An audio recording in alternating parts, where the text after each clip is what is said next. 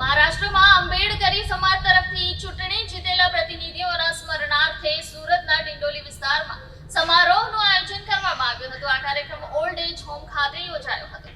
આ સમારોહ દરમિયાન ઓલ્ડ એજ હોમમાં રહેતા વૃદ્ધજનોને ભોજન પણ પીરસવામાં આવ્યું હતું. આ પહેલના ભાગરૂપે સમાજના નેતાઓએ ત્યાં રહેતા લોકો સાથે સમય વિતાવ્યો અને તેમની કુશળતા જાણી. આંબેડકરી સમાજના અગ્રણી કુણાલ સોનવડે આ અંગે માહિતી આપતા જણાવ્યું હતું કે મહારાષ્ટ્રમાં ચૂંટણી જીતીને આવેલા અમારા પ્રતિનિધિઓનું સન્માન કરવું અને સમાજના વૃદ્ધ સભ્યો સાથે આનંદ શેર કરવો એ આ કાર્યક્રમનો મુખ્ય હેતુ હતો.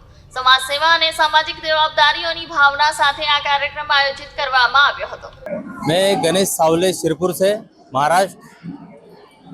आज सूरत में हमारे मित्र कुणाल भाई सोनवणे और उनकी पूरी टीम की ओर से जो महाराष्ट्र में अम्बेडकरी समाज से चुनाव में चुन के आए, जिनका विजय हुआ, वो सभी खानदेश में के अम्बेडकरी समाज के नगर सेवकों का यहाँ पे स्वागत और सम्मान रखा गया था।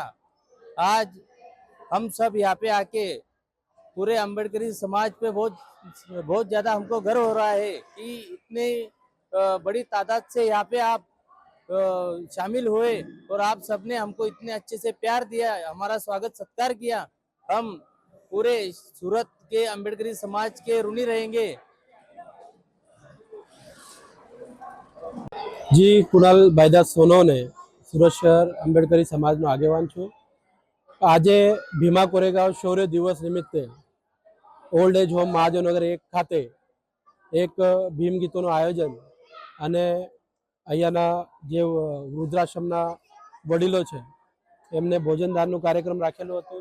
તેમજ વિદ્યાર્થીઓને નોટબુક વિતરણ અને કંબલ વિતરણનું એક પ્રોગ્રામ રાખવામાં આવ્યું હતું. અને મહારાષ્ટ્રમાં જે સમાજના આગેવાનો નગરપાલિકાની ચૂંટણીમાં જીતીને આવ્યા એવા નગરસેવકોનું સન્માન સમારોહ અહીંયા રાખવામાં આવેલું હતું.